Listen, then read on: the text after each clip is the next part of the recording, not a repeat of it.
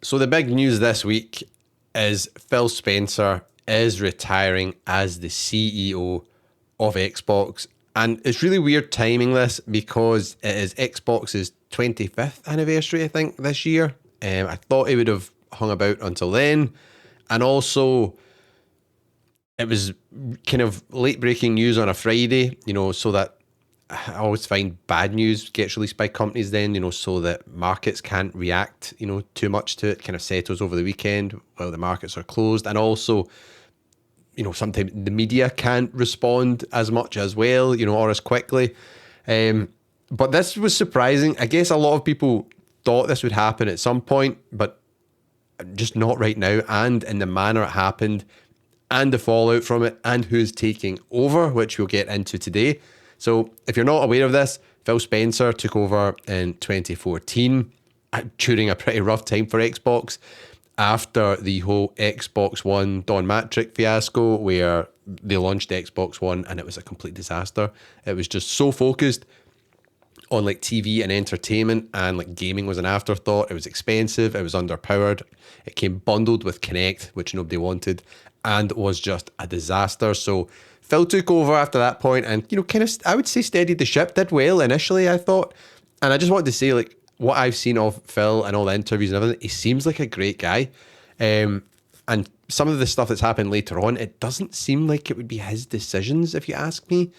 But we'll get into that in a minute. But early on, he did introduce things like the backwards compatibility program, which was amazing, and is personally for me the main reason, and probably one of the only reasons I still use my Xboxes, because games from the original Xbox and the Xbox 360, there's still a pretty big library of games that you can just play. You put the disc in and it downloads like, the emulated version or whatever it is, and it just, it plays it. It's great. Or you just, you can buy it digitally. So that was really good. I felt like a bit of Phil Spencer's soul died when they stopped doing that. They stopped adding games to the library, which was a shame. It'd be good if they went through them all, because it's just fantastic and a really unique selling point in my mind. And then they also did, initially Game Pass, love it or hate it. It was, I would say, a consumer friendly initiative when it was launched. It's low price and games day one. Business wise, I don't know how much sense it does or did make, because I don't think it was sustainable in the long run. And as we have seen with, the prices just going up and up, and I think that would have been Microsoft's end game, to have everyone on that and no physical games, no buying digital games, just everybody on this subscription service, which is Game Pass, and they would just keep raising the price. So that is, I guess, the two big things, Phil launched under his time. And, I'd say more recently, it felt like he was kind of forced to go out there and, smile through a whole bunch of decisions which came from above, from Satya Nadella, who's the CEO of Microsoft and seems to be just obsessed with all things AI. Just when you think back to like the Xbox did a special business podcast thing, like a business update podcast, they called it. I'm sure it was. And it was Phil Spencer, Sarah Bond, and Matt Booty sitting there talking about, these 4 games which were coming to Xbox.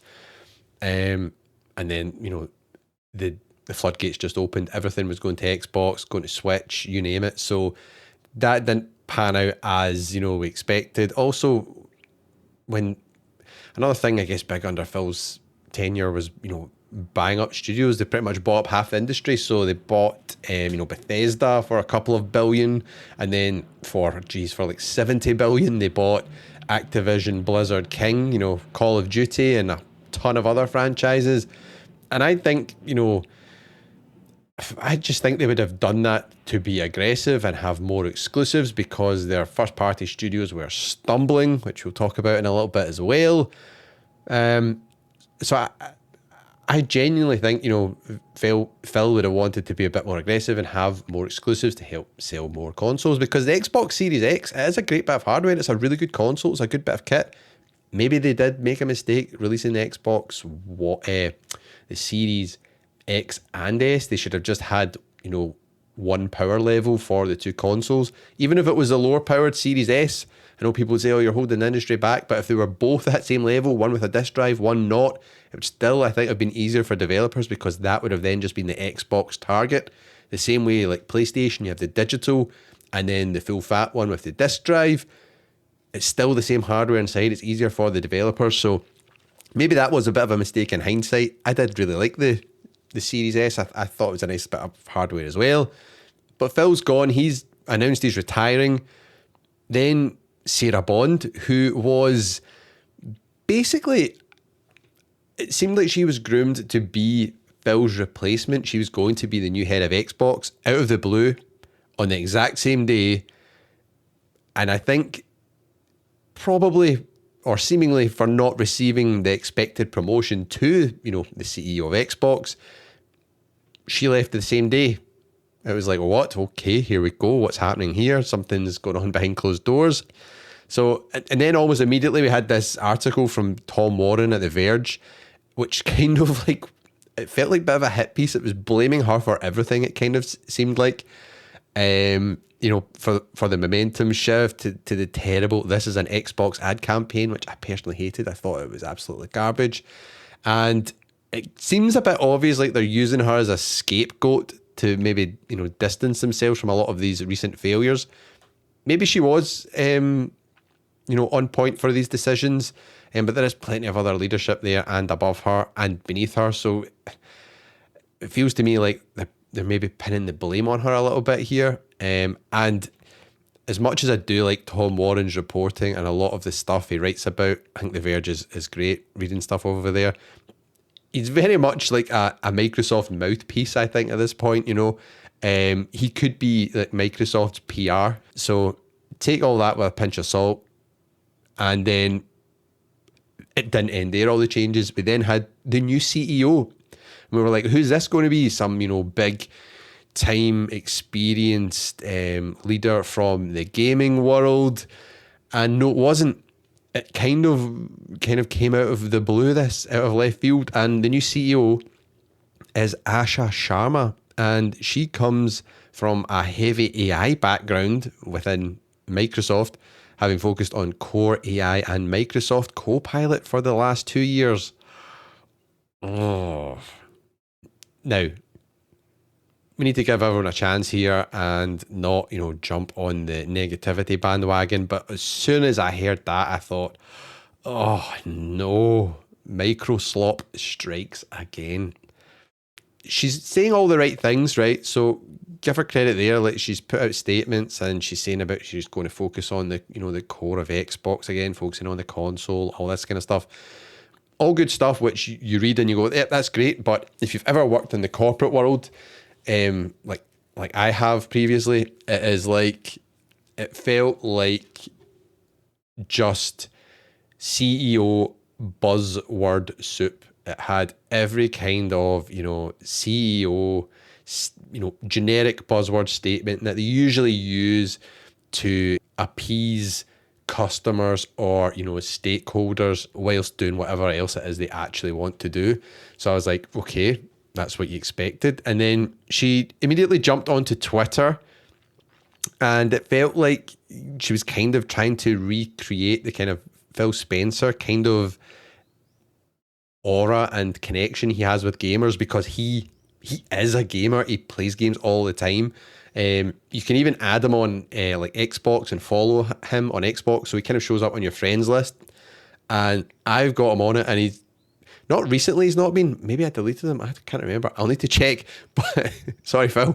But he was always on playing games like all the time. I actually used to sometimes wonder, like, this guy has the best job on earth. He's clearly getting paid well, Microsoft CEO, and he's playing games all the time. I'm sure he does. He was doing plenty of other stuff, but he was a gamer is the point I'm trying to make. So he would engage with people on Twitter all the time. And her Twitter account just kind of came out of the blue. It seemed like it was only made very recently. And it was kind of strange. A lot of people were even suggesting that some of the responses were very like AI-esque, as if, is she actually responding to these? Is it AI?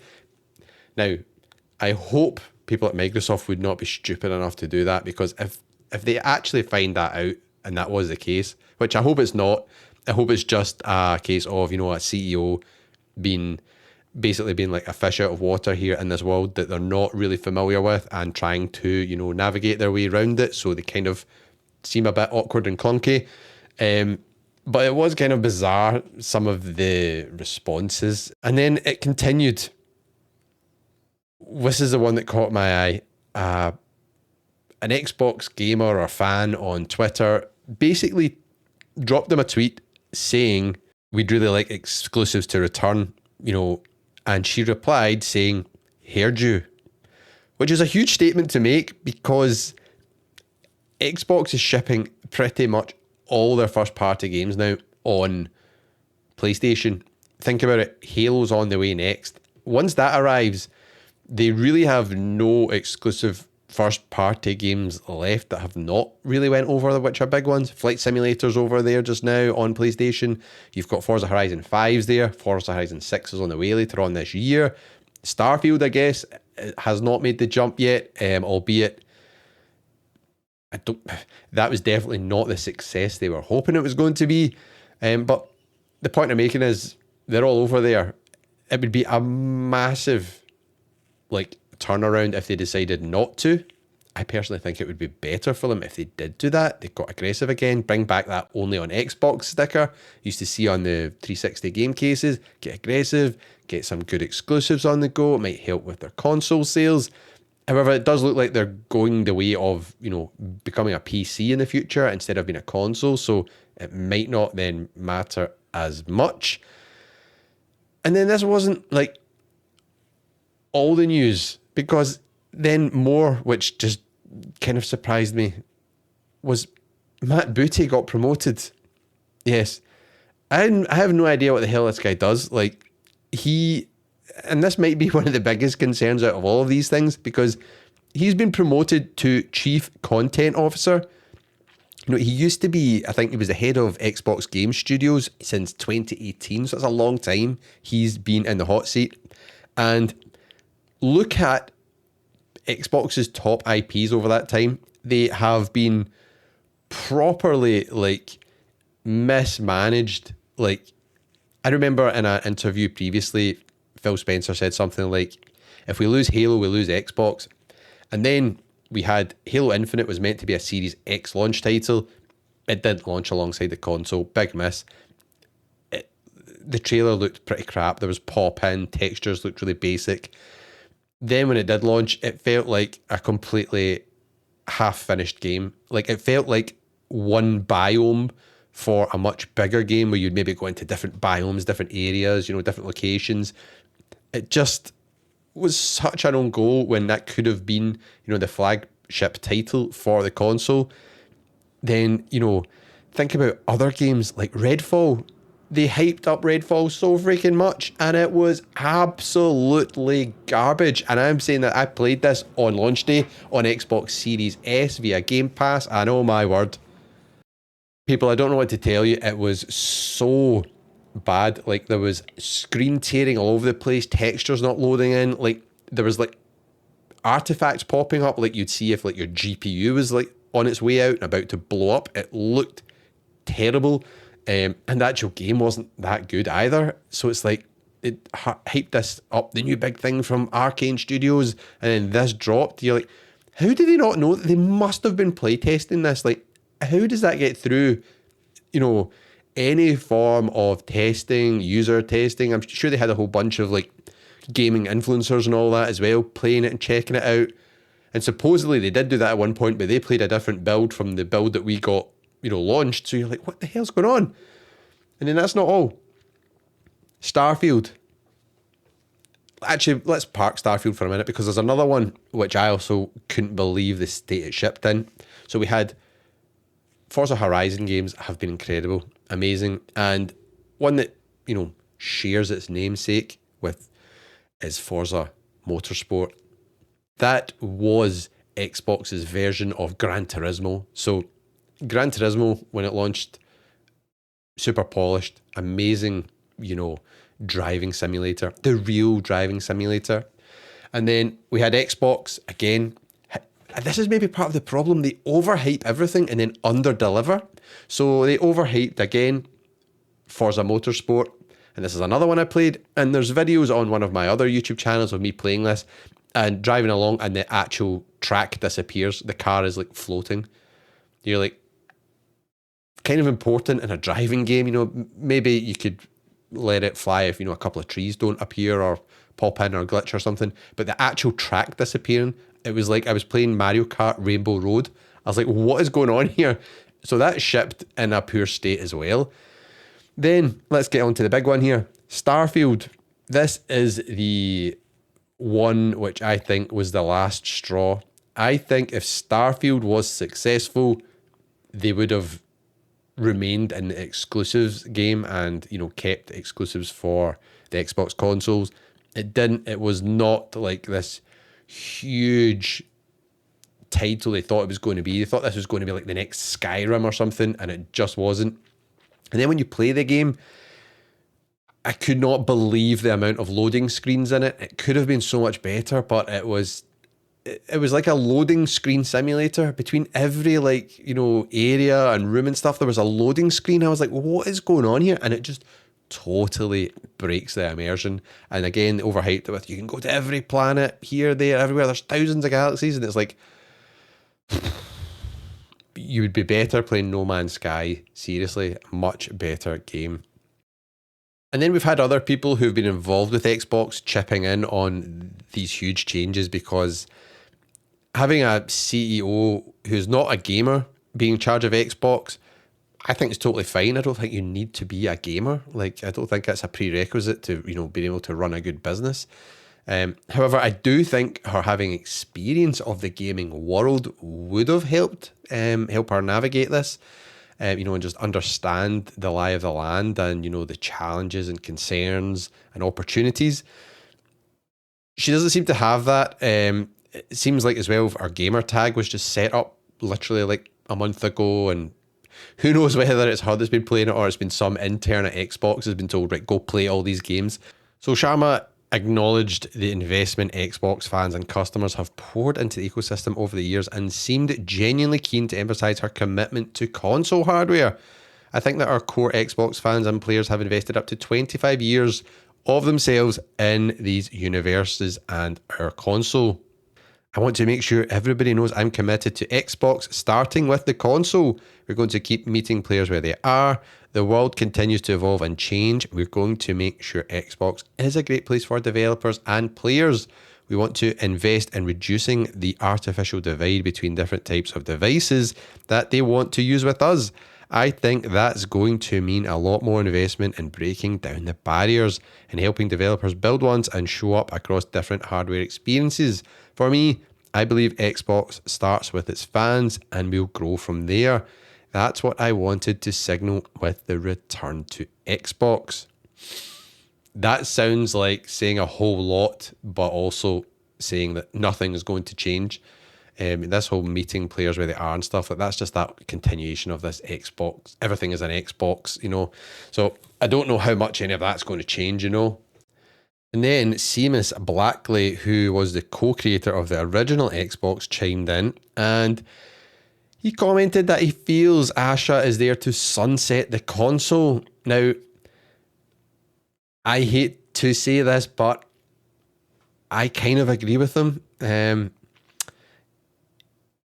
Now, just think back. Like, I mean, I have been an Xbox gamer since the 360, and just think about the last 6 years, 4, 5 or 6 years, and think about all the mixed messaging. Like, Xbox gamers have just been getting just literally kicked from pillar to post, you know, with being told one thing and then Microsoft and Xbox do something completely different. The messaging has just been a disaster. They say they're doing something and in the background they're just working on something completely different. Because even if you think about the 4 games thing, when they said only 4 games are going to Xbox and Switch, I can't remember if they said both at the time, and it was an experiment.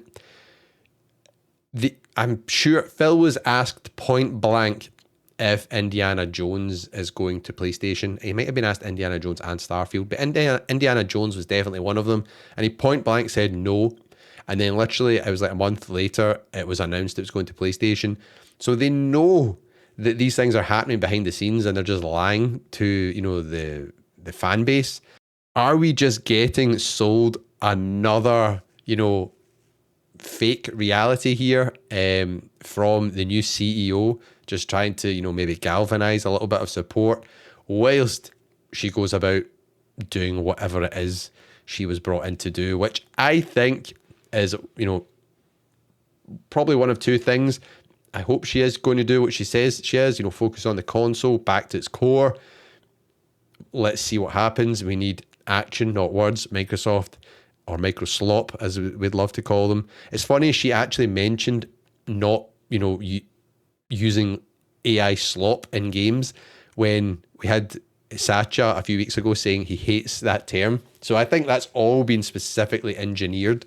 However, back on track, I think one of two things is going to happen. Firstly, I do hope she does what she says she's going to do. I hope it's a success. We need a strong Xbox in the console gaming industry because that keeps PlayStation on its toes and, to a lesser extent, Nintendo Switch, because they do kind of, dance to the beat of their own drum and do their own thing. But what I think is more likely going to happen is, one, this is Satya's person put in place who's going to do, exactly what he wants, and that is going to be AI here, there, and everywhere. Like Copilot. Oh geez, I'm half surprised they didn't actually just announce that Copilot is the new CEO of Xbox. That wouldn't surprise me. So yeah, we're going to have a lot more AI, for better or worse. I don't know. I'm not feeling it. And then I think as well, having this new CEO, which is kind of an unknown in the gaming space, it feels a little bit left field. All our AI experience, this whole idea of sunsetting the Xbox brand, or in particular their hardware, wouldn't surprise me at all. Either two ways, it's done intentionally and slowly and it drifts away, or, they start announcing that, it is just cratering as it has been for a while and it's not turning around and it's, okay, we're cutting our ties. Bye-bye Xbox. It's like maybe someone has been set up to fail here in this position. It's an interesting time. I'd love to know what you all think about this, because I could make a huge video just talking about this for hours, but I've already spoke about it for long enough.